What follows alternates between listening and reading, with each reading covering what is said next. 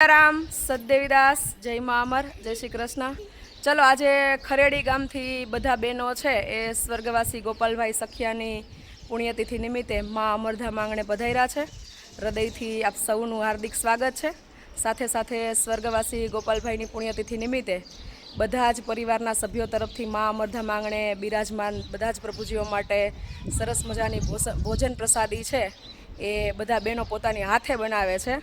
અને ખાસ આપણા ગ્રાઉન્ડમાં અત્યારે બધા માની મઢુલી જે છે પાછળ એનું વૃક્ષારોપણ જે આપણે ફૂલ છોડ વાવવાના હતા એ વાવવા માટે આવ્યા છે, એટલે જ અહીંયાથી આપણે વિડીયો શૂટ કર્યો છે। બધા બહેનો છે રસોડેથી સીધા જ અહીંયા સેવામાં આવી ગયા છે। તો અમરધામ આશ્રમ વિશે અને એને આ વિચાર કેવી રીતે આવ્યો એની આપણે માહિતી બહેનો પાસેથી લઈએ। આશ્રમ તમને કેવો લાગ્યો, અમારું કાર્ય તમને કેવું લાગ્યું અને ખૂબ જ સરસ છે તમારું કામ। કયા ઉદ્દેશ્યથી આશ્રમે પધાર્યા છો? આજે મારા પપ્પાની પેલી માસિક પુણ્યતિથિ છે એના માટે અમે જમવા માટે પ્રભુજીને જમાડવા માટે પધાર્યા છીએ। બરાબર, તમને આશ્રમ કેવો લાગ્યો? આશ્રમ ખૂબ જ સરસ છે। આશ્રમનું કામ તમારું કામ બહુ જ સરસ છે। અમે વિડીયોના માધ્યમથી કંઈ લોકોને કહેવા માંગી છીએ કે આ કામ માટે અહીંયા આવી શકાય એમ, કે એક સારું કામ છે તમારે।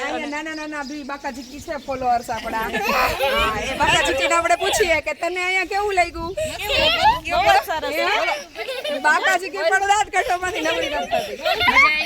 મજા આવી કે તમે આશ્રમે મજા આવી? હા કે એ નાના બાકાજીકી તારું નામ શું છે? બોલો, તોફાની બાકસ છે, તોફાની બાકસ। પણ આમ તો કઈક બોલ તો ખરા, નકર દાંત જ કાઢીશ। તારું નામ શું છે? હે બાકાજીકી અત્યારે ગોટાળે ચડી ગઈ કે બોલવાનું કઈ નથી, નકર હસવાનું જ છે। તું વિડીયો જોવે છે? આમ ભાગસ ક્યાં હમણાં?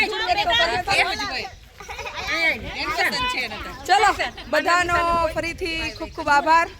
બધા બહેનોએ સાથે મળી અને અહીંયા માની મઢુલી પાસે ડોલર છે વાવ્યા છે, એના માટે પણ હૃદયથી ખૂબ ખૂબ આભાર।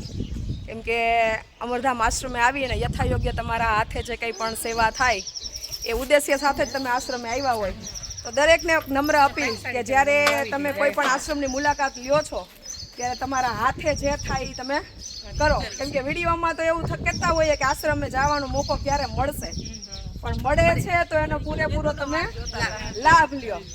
બરાબર, ચલો, સ્વર્ગવાસી ગોપાલ દાદાના દિવ્ય આત્માને મા અમર શાંતિ અર્પે અને તમારા પરિવાર પર કાયમ એમના આશીર્વાદ વરસતા રહીએ એવી હૃદયથી મા અમરને પ્રાર્થના। બધાને જાજા કરીને જય મા અમર, સદદેવીદાસ, અમર દેવીદાસ, જય શ્રી કૃષ્ણ।